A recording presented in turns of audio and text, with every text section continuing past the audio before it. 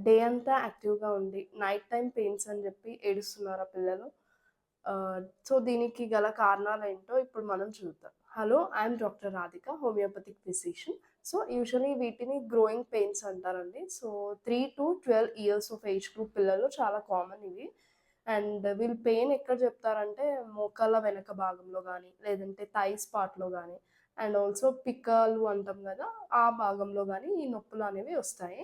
So, దీనికి గల కారణాలేందో ఇప్పుడు మనం జూద్దాము. ఫస్ట్ వచ్చేసి ఎక్సెస్ ఫిజికల్ యాక్టివిటీ. పిల్లలు ఎక్కువగా ఆడుకోవడం వల్ల మజిల్స్ టైర్డ్ అనేవవుతాయి గదా! సో, అప్పుడు వాళ్ళకి మజిల్ ఏక్స్, పెయిన్స్ అనేవి ఒస్తాయి. సెకండ్ వచ్చేసి డీహైడ్రేషన్. సో, ఇదొక one of the reason for the muscle aches. And third వచ్చేసి vitamin D and calcium deficiency. So, ఈ లెవెల్స్ చెక్ చేస్తూ ఉంటే ఫ్రీక్వెంట్‌గా it will be better. And ఇందులో రెడ్ ఫ్లాగ్ సైన్స్ అనేటివి అనేది మనం ఇప్పుడు చూద్దాము.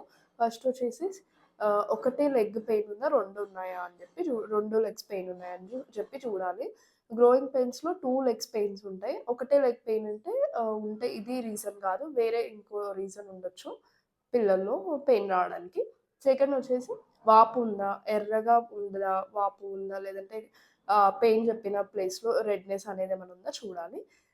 థర్డ్ వచ్చేసి ఫీవర్‌తో ఈ పెయిన్స్ వస్తున్నాయా? ఈ పెయిన్స్ వచ్చినప్పుడల్లా ఫీవర్ వస్తుందా అనేది చూసుకోవాలి.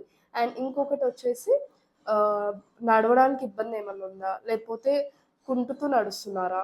అంటే లింపింగ్ ఇది ఉన్నాయా చూసుకోవాలి.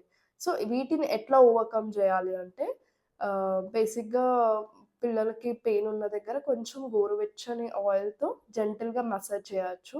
అండ్ సెకండ్ వచ్చేసి హాట్ కంప్రెస్ పెట్టడం. అండ్ థర్డ్ వచ్చేసి వైటమిన్ డి అండ్ కాల్షియం ఆహ్, డ రిచ్ ఫుడ్ పెట్టాలి. ఇన్ కేస్ సప్లిమెంట్స్ అవసరం పడితే సప్లిమెంట్స్ యూజ్ చేయాలి. అండ్ ఏజ్ ఫోర్త్ వచ్చేసి ఏజ్‌ని బట్టి డైలీ వాళ్ళకి కొన్ని స్ట్రెచింగ్ ఎక్సర్‌సైజెస్ అనేది హాబిచ్యుయేట్ చేయాలి. Please do share with every parent. Thank you for watching. Do follow for more such videos.